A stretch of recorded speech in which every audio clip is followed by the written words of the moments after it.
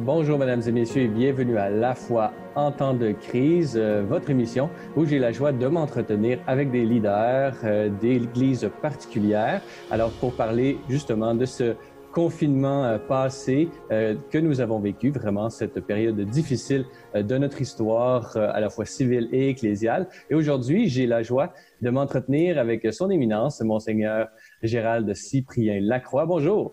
Bonjour, Francis. Monseigneur Gérald Cyprien Lacroix, vous n'avez pas beaucoup besoin de présentation. Vous êtes archevêque de Québec et primat duc de l'Église du Canada. Alors, c'est vraiment une joie de vous avoir de chez vous, peut-être, pourrait-on dire, pour parler de ce moment qui a été très difficile pour la plupart de la population. Le monde entier était impliqué dans cette crise du COVID-19 de laquelle nous sommes, et des mesures de confinement desquelles nous sommes en train de nous sortir avec la plus grande joie.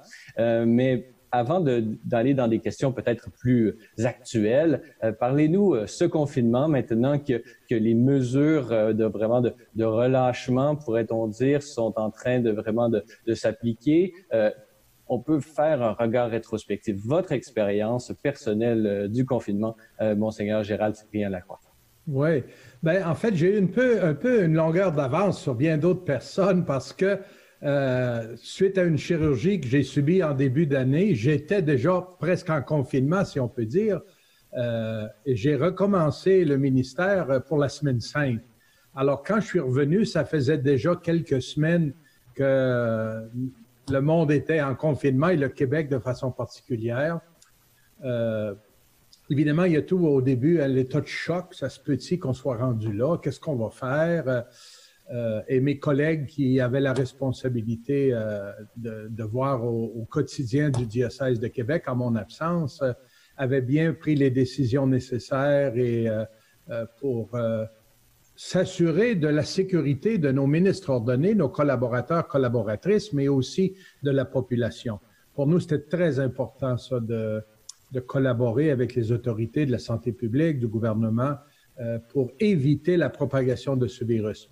Alors, personnellement, ça n'a pas été très difficile d'entrer là-dedans au début, mais au fur et à mesure que j'étais revenu au ministère, et que ça se prolongeait et que les restrictions étaient de plus en plus importantes, oui, j'ai trouvé ça difficile, parfois frustrant, parfois c'est très contraignant de ne pas être capable d'être en lien personnellement avec les gens.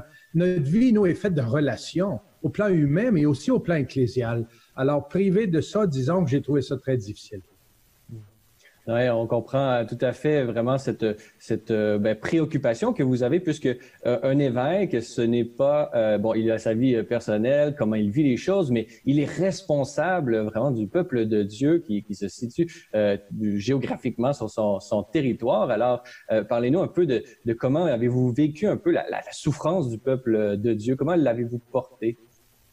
Elle est comme double, je dirais, cette souffrance. Il y a d'abord la mienne, de ne pas être capable de me faire proche de personnes souffrantes en fin de vie ou des familles endeuillées, de ne pas avoir cette relation au quotidien avec mes proches collaborateurs et collaboratrices. On travaille en équipe, hein? On est, comme je le disais, des aides de relation et on travaille d'une façon le plus possible synodale, c'est-à-dire on marche ensemble, on discerne ensemble, on réfléchit, on prend des décisions et on agit ensemble, en petit ou en grand groupe. Alors, privé de ça, il a fallu se réajuster rapidement pour faire autrement. La mission continue, même si on a dit que le Québec était sur pause. Nous, on ne pouvait pas être sur pause. Notre mission continue et il fallait trouver des façons neuves d'être en lien avec les gens. Alors, moi, j'ai vécu ça, évidemment, avec toutes les préoccupations que ça apportait de mon côté et de notre côté. Comment soutenir les équipes pastorales, les hommes et les femmes engagés sur le terrain, comment garder le lien avec les gens dans le besoin, les groupes communautaires, les œuvres qui s'occupent des personnes plus fragiles, les plus pauvres. Ça, c'est une souffrance de ne pas avoir eu la capacité de faire tout ce qu'on pensait nécessaire.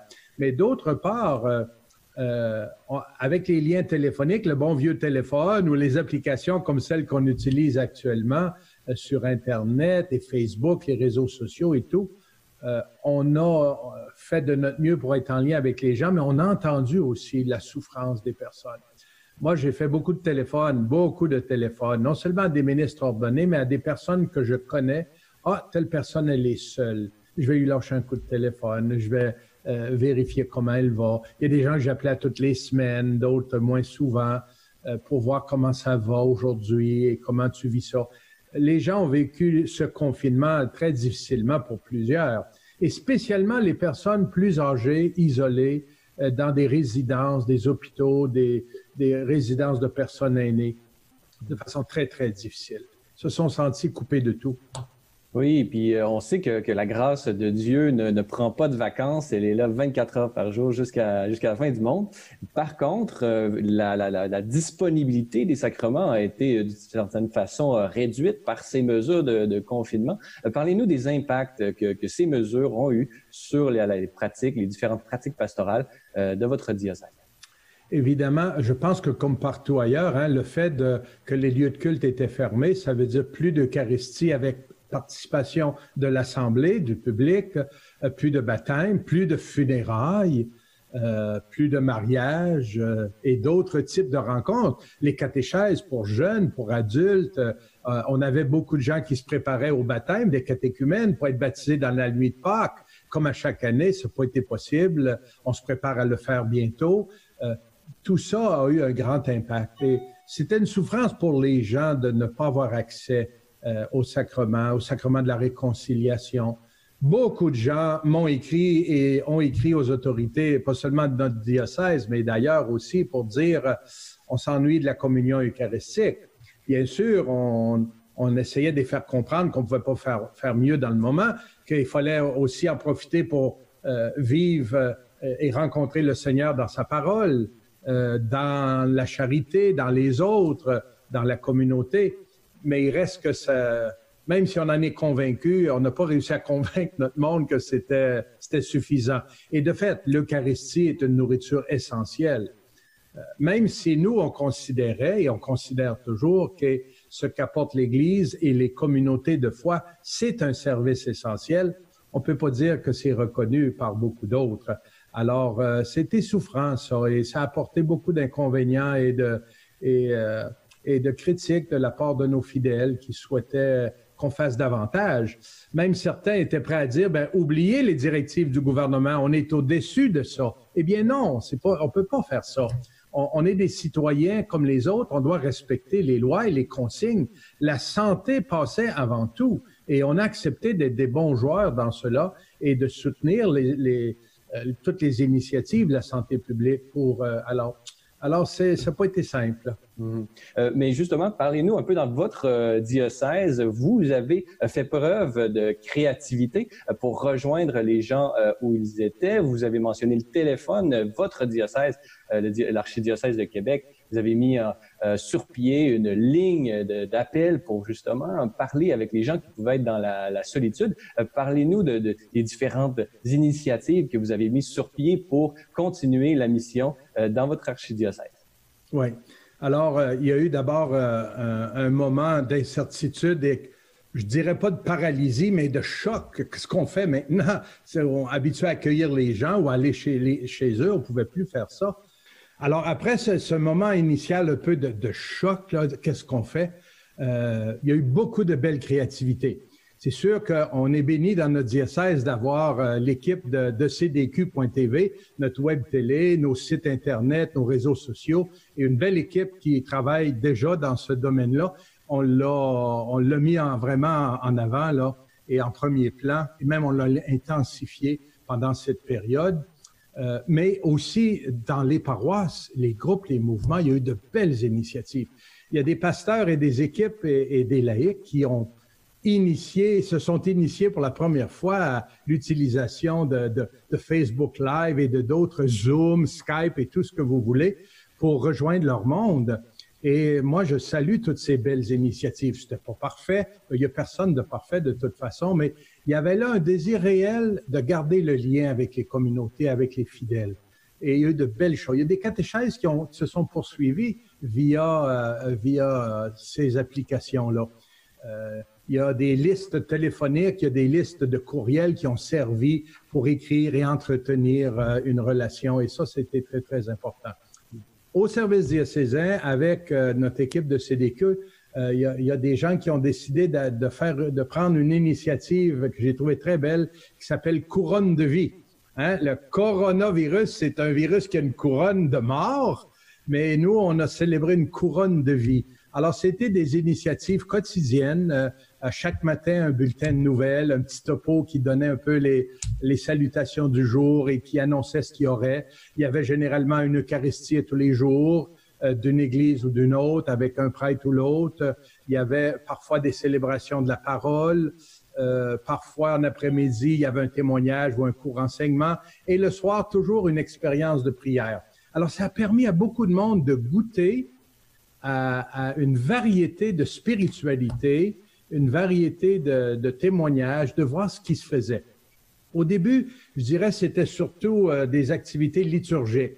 Mais par la suite, on s'est mis à découvrir qu'il y avait beaucoup de gens qui travaillaient sur le terrain de façon discrète, qui n'apparaissaient jamais dans les médias, mais qui étaient engagés avec les personnes dans le besoin, les plus fragiles. Alors, il y a eu des beaux témoignages qui ont mis en lumière ces baptisés qui sont engagés au nom de leur foi. Alors moi, je me réjouis de tout ça. Et je suis sûr qu'on a rejoint aussi beaucoup de personnes qui habituellement ne viennent pas à l'intérieur de nos activités pastorales. C'est du nouveau monde qu'on a rejoint. Enfin, on est sorti, comme le pape souhaite qu'on fasse. On est sorti de façon vraiment plus importante sur le terrain et à la rencontre du monde d'aujourd'hui. Mm-hmm. Par ces médias, par les médias et les médias sociaux et toutes ces initiatives dont vous avez mentionné, le but premier, c'était d'apporter un réconfort et d'annoncer la bonne nouvelle de Jésus-Christ, mais dans les circonstances du confinement. Alors, pouvez-vous nous dire, là, pour vous, Monseigneur Gérald Cyprien Lacroix, la foi, qu'est-ce qu'elle nous dit de l'expérience que nous avons vécue? Ben, je pense que ce qu'on a transmis à travers tout ce qu'on a entrepris et que beaucoup de gens aussi ont goûté et senti, on traverse une grande tempête, on traverse une époque inédite, mais on n'est pas seul, le Seigneur est avec nous. La foi nous rappelle que Jésus est avec nous. Il est dans la barque, il donne l'impression qu'il dort, comme dans la tempête qu'il a apaisée avec ses disciples sur le lac de Galilée, mais il est là. Il est là et on peut compter sur lui. Avec lui, on passe pas à côté, on passe au travers. Hein? La foi, c'est pas une assurance contre les épreuves. On le sait que trop. C'est pas parce qu'on a la foi qu'on est exempt de vivre toutes sortes de difficultés. Mais la foi nous aide à traverser et à demeurer dans l'espérance. Nous donne au quotidien, à cause de cette relation que nous avons avec le Seigneur, à cause de ce lien que nous avons avec son corps, qui est nos frères et sœurs dans l'Église, ce soutien pour avancer, de garder l'espérance, de non seulement penser à nous-mêmes, à nos propres petits besoins, aux grands besoins, mais nous ouvrir aux autres, de penser aux autres. La foi joue un très grand rôle de nous garder dans l'espérance, de nous garder ouverts et de nous permettre d'avancer. Nous avons pu entretenir notre relation avec le Seigneur. Si je dirais quelque chose, je pense qu'il y a beaucoup de gens qui nous ont exprimé que leur foi a grandi pendant cette pandémie. C'est curieux à dire, hein? Des gens ont dit, ben moi, j'ai eu le temps de prier comme jamais. J'ai participé à la messe à tous les jours. Certains disaient même à 2 messes par jour, parce qu'il y avait un peu partout des activités, des temps de prière, des temps d'éteignage, formation, des catéchèses. Jamais j'ai eu le temps de faire tout ça et ça me fait du bien et ça m'a soutenu dans cette grande traversée de la tempête.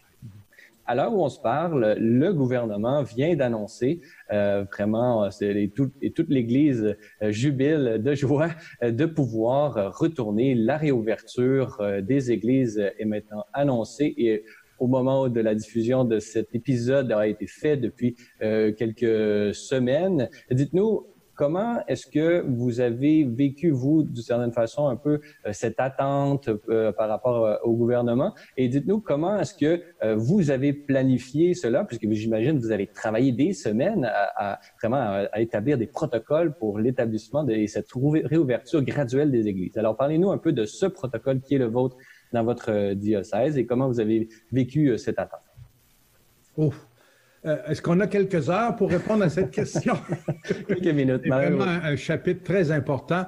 Il est peut-être trop tôt pour voir tout ce qui entoure cela, mais je dirais ceci quand même, qui mérite d'être dit à ce moment-ci là où on se parle. Je sais que cette émission sera diffusée un peu plus tard. On aura peut-être évolué. On est toujours en évolution, mais au moment où on se parle, à cette date-ci, là, le gouvernement n'a pas encore émis de communiqué qui autorise l'ouverture des lieux de culte. Aucun communiqué officiel. C'est par la bande qu'on l'a appris hier parce qu'un journaliste posait une question que le directeur de la santé publique a répondu que oui, c'est la même chose pour les lieux de culte. Ils pourront eux aussi accueillir jusqu'à 50 personnes avec toutes les normes. Lundi dernier, un journaliste avait aussi posé la question. Et qu'en est-il? Puisque c'est lundi de cette semaine qui est annoncé que les rassemblements intérieurs des lieux publics pouvaient avoir lieu jusqu'à 50 personnes. Et à ce moment-là, le directeur de la Santé nationale, Santé publique pour le Québec, avait dit « Non, ça ne concerne pas les lieux de culte, ça viendra bientôt. » Alors nous, on était dans l'attente de cette annonce. Hier, mercredi de la même semaine, pas encore de nouvelles, alors qu'on parle du sport, on parle de tout, hein, beaucoup de choses sont ouvertes, les restaurants, et bon. Et puis c'est heureux, je suis content que les gens soient déconfinés. Mais à cause d'un journaliste, ils ont traité la question, puis ont dit oui, ils peuvent, eux autres aussi, c'est inclus. Bon, il y a bien sûr une frustration de notre part et une incompréhension que les autorités de la santé publique et du gouvernement, du bureau du premier ministre, n'ont pas eu l'audace et le respect d'annoncer eux-mêmes par un communiqué officiel cette possible réouverture. Vous savez, je ne sais pas si les gens sont au courant, mais dès les premières semaines de la pandémie, l'Assemblée des évêques du Québec, en réunissant les leaders religieux des grandes religions au Québec, catholiques, anglicans, les frères des églises évangéliques, aussi la communauté juive, musulmane et d'autres peut-être, se sont rassemblés à plusieurs reprises pour se préparer et entrer en dialogue avec le gouvernement. C'était très difficile. Finalement, on a présenté un projet de protocole pour l'ensemble de nos lieux de culte. On a fait ça ensemble parce qu'il ne s'agit pas juste des catholiques ou des juifs ou des musulmans. Les communautés de foi occupent un espace important au Québec et méritent d'être respectés. Au moment où on pensait que nos protocoles allaient être reconnus, approuvés officiellement, et dans ces protocoles, on avait proposé que selon les espaces de nos lieux de culte, on a de très grandes églises, on en a des petites chapelles ou des petites mosquées, enfin, que ça pouvait aller jusqu'à 50% des places disponibles en respectant le 2 mètres et toutes les autres restrictions. Voilà qu'on apprend que c'est juste 50 personnes. Alors, tout ce dialogue, ce travail, n'a vraiment pas été tenu en compte. Et ça, c'est un peu difficile. Il y a eu de notre part une très grande collaboration dès le début. Nous avons appuyé, comme je le disais au début de notre entrevue, les initiatives de la santé publique parce que c'est important. La santé, sauver des vies. On y a cru, puis on y croit encore, et on va continuer de faire ça. Mais silence radio de la part des autorités pour reconnaître ce travail-là. Pas qu'on a besoin de félicitations. C'est pas nous qui avons besoin, c'est nos fidèles. C'est les gens qui ont pris à cœur et qui ont été obéissants et réceptifs à cela. Enfin, ça, c'est une grande question qu'on devra continuer à voir. Quel lien on a et quelle place on occupe comme communauté de foi dans cette société québécoise. Mais on se prépare. Depuis quelques semaines, on a travaillé beaucoup sur nos protocoles pour réouvrir des lieux de culte progressivement. Chaque équipe paroissiale, si je parle pour notre diocèse, a été mise au courant des protocoles au niveau de l'Assemblée des évêques du Québec pour les messes, les autres sacrements, et des équipes sur place dans chaque milieu de travail pour préparer. C'est du gros travail, vous savez. C'est très exigeant, très, très exigeant. Puis j'oserais dire aussi coûteux, parce que ça prend des matériaux, hein? Vous le voyez dans les commerces, ça prend du matériel, ça prend des désinfectants, ça prend des personnes pour accueillir, pour nettoyer, désinfecter. En fait, ça prend tout ça qu'on n'avait pas besoin avant. Mais les paroisses et les communautés s'engagent et font leur possible. Petit à petit, les choses vont reprendre. Il faudra que les gens soient patients. On ne pourra pas tout faire en même temps. Les équipes pastorales vont voir à faire ce qui est essentiel, ce qui est urgent. On a des centaines de familles endeuillées qui n'ont pas eu de funérailles. Bien, je pense que ça mérite une attention spéciale. On a à peu près 650 mariages. 650 mariages qui n'ont pas eu lieu cet été et qui ont été reportés à l'an prochain parce que les gens ont dû annuler leur salle de réception et tout le reste, évidemment, l'Église aussi. Alors ça, c'est du monde à s'occuper. Hein. Alors, pour conclure, je te dirais, Francis, nous sommes heureux de pouvoir commencer déjà avec 50 personnes maximum et on sait que bientôt, on pourra en avoir davantage. Mais pour le moment, on commence avec ça. C'est déjà une bonne nouvelle. On l'accueille et on travaille avec. Ça sera vraiment, peut-être dans un post-mortem, vraiment une occasion pour un débat de société sur la place de la religion, vraiment son degré de nécessité, pourrait-on dire, sociale, pour qu'à l'avenir, vraiment, une démarche plus respectueuse de la part du gouvernement par rapport aux croyants, qui sont également des citoyens, nous le rappelons, puissent se mettre vraiment sur place dans le dialogue social. C'est ce qu'on pourrait retenir de ce qui s'en vient pour cette réflexion. Autre réflexion qui s'amorce. Oui, je vous laisse répondre. Si tu permets, Francis, je voudrais ajouter ceci. Je pense que c'est important. Vous savez, c'est pas parce que nous avons plusieurs communautés de foi au Québec, les différentes religions, qu'on veut obliger les gens à croire à ce que nous, on croit. Il n'est pas question du tout d'imposer quoi que ce soit, mais la foi mérite d'être respectée. Les croyances méritent d'être respectées, comme les non-croyants méritent d'être respectés aussi. Force est de reconnaître que dans la société québécoise, il y a encore beaucoup, beaucoup de croyants et de croyantes de toutes les confessions. Tout le monde ne pratique pas sa religion de la même façon, mais ça mérite d'être respecté par tout gouvernement et par toute personne et tout organisme. Et je pense qu'il y a une réflexion à faire à ce niveau-là. Très bien, nous la ferons comme tout le monde. Dites-nous, une des manifestations qui a rayonné pendant cette pandémie, nous avons eu l'occasion d'en parler de manière concrète chez vous par ecdq.tv, qui est votre web télé, la présence de l'Église dans les médias. Vraiment, c'est une réflexion qui devra se faire à l'intérieur de l'Église. Peut-être on y reste quelques minutes. Si vos grandes réflexions sur l'avenir de l'Église, de la présence de l'Église dans les médias. Francis, ça fait 2000 ans qu'on est dans le domaine de la communication parce que nous avons une nouvelle à annoncer, une bonne nouvelle, qui est Jésus-Christ, qui est l'Évangile.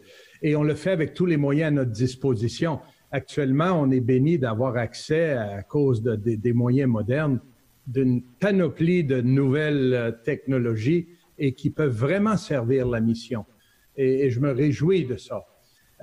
En même temps que je crois fortement aux moyens de communication, j'y ai toujours cru et j'espère qu'on continuera de bien s'en servir. Ce serait illusoire de penser qu'on va en arriver à devenir une Église virtuelle. On n'est pas fait pour le virtuel. C'est un soutien.